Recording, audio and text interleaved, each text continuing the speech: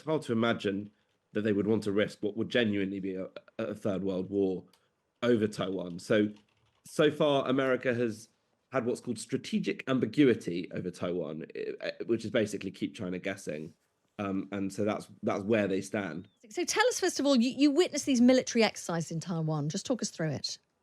Yeah, well, it's quite an extraordinary moment. So I was on the southern tip of Taiwan in a place called Hengchun, and they basically have these sort of annual joint valor exercises, they're called, and you have these tanks, Apache helicopters, artillery cannon, and they're all basically pounding the hell out of a completely empty hillside.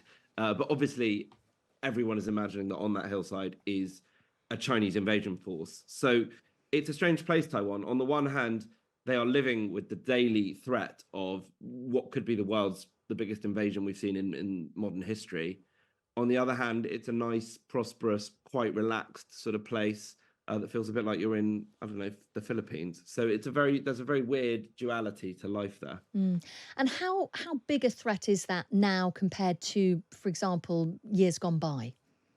Well, the threat is ramping up, and it has ramped up for the last 3 or 4 years, quite notably in terms of China's what they call grey zone activities. So military drills. They'll sort of send ships around the island. They'll send missiles or jets over the island.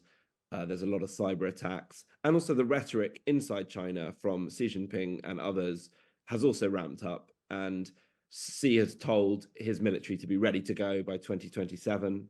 So, if you talk to China experts, obviously no one knows. There's no certainty. There's lots of reasons they might not do it, but the weight of expectation is that something big will happen probably in the next 5 to 10 years. And what could that look like, and what would be the implications of it?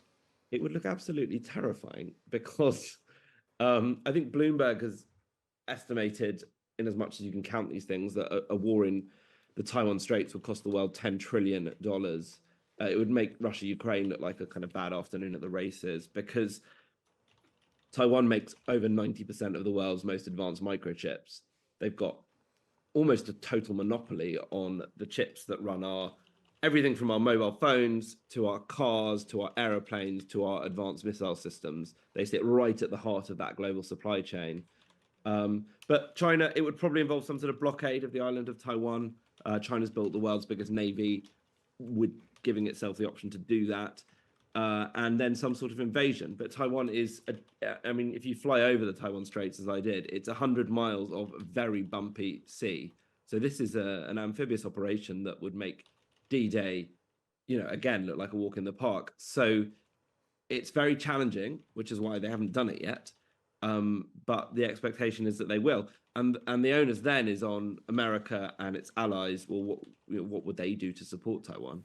Yeah, absolutely. And that's what I wanted to ask really about how much appetite is there when you look at the backdrop of history and indeed what's happening, as you mentioned now, with the war in Ukraine. How much appetite is there for other countries to get involved? Or would they really not have any choice? They would have to get involved? Well, America doesn't have any obligations to Taiwan. It doesn't even actually recognize Taiwan because it recognizes China, and you can't recognize both. But it has a very robust unofficial alliance with Taiwan. It provides a lot of weaponry to Taiwan, and it buys all their microchips. So Apple, Intel, that's where they get their chips from. And it's very, very, very difficult to replicate the microchip production that they do there. So it's hard to imagine that they would just let China waltz in and have it. But it's equally hard to imagine, given their stretch in Ukraine, given their stretch in the Middle East, given, as you say, the sort of probably more isolationist tendencies in America now, it's hard to imagine that they would want to risk what would genuinely be a third world war over Taiwan. So far, America has had what's called strategic ambiguity over Taiwan, which is basically keep China guessing.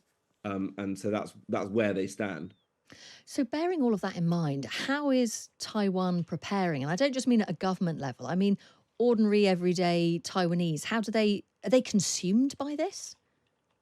As I said, yeah, there's a funny duality to it. They're very happy to talk about it, and it's very much a part of everyday life. And in the recent elections, the two parties, probably the main thing that distinguishes them is their position on China.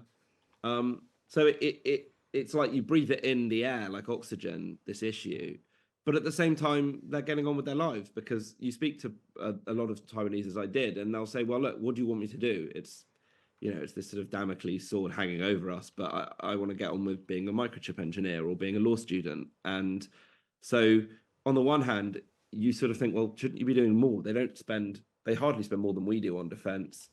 They, their military is not ready. They have conscription, but it's pretty low key. It's not like that. You don't feel like you're in Ukraine or Israel or somewhere like that. So you sort of feel like, shouldn't you be doing more? But they'll tell you, well, we're preparing, but there's a limit, because realistically, if China truly, truly comes, they don't believe that they could stop them. Gosh. And China presumably is still targeting Taiwan at the moment, just in different ways, not militarily. Yeah, so as I said, there's constant cyber attacks. I interviewed, they have this extraordinary digital minister called Audrey Tang, who is a non-binary hacker, a computer hacker, who is in charge of the fight back against China's cyber attacks.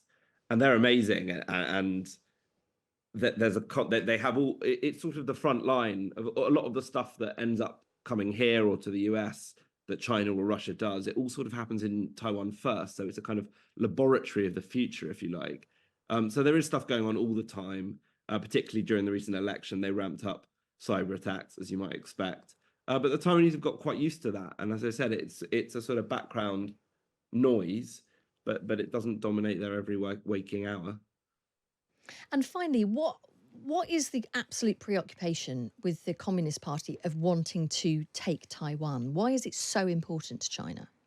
It's a very good question. I mean, a lot of it goes back to 1949 and the civil war in China between the nationalists of Chiang Kai-shek and the communists of Mao Zedong. And the communists won, and the nationalists, Chiang retreated to Taiwan with 2 million soldiers. So in many ways, it represents unfinished business from the Civil War. But it also has incredible strategic value for America and China. If you look at it on a map, it sits in the middle of what they call the first island chain, which runs from Japan all the way down to the Philippines, all American allies, that sort of hems China in. And were China to take Taiwan, it rather sort of opens up the whole Western Pacific to Chinese dominance. So there's a strategic aspect there. But they've also said they'll do it, and they've promised they'll do it. And it sits at the core of their kind of nationalist vision for a great China. So they've somewhat backed themselves into a corner over it. Gosh, Josh, thank you so much for speaking to us. That's Josh Glancy. He is news review editor of the Sunday Times, and you can read his piece. It's a really well-written, interesting piece in the Sunday Times magazine today, Inside Taiwan's China Crisis That Could Start World War III. He goes into lots of detail about what he saw, the people he spoke to, and that attitude that he's talking about there, that, there's not a lot we can do. If they're going to come, they're going to come. So we just need to get on with our lives and see what's happening, and I'll go to work in it and just deal with it rather than being consumed by this sense of fear.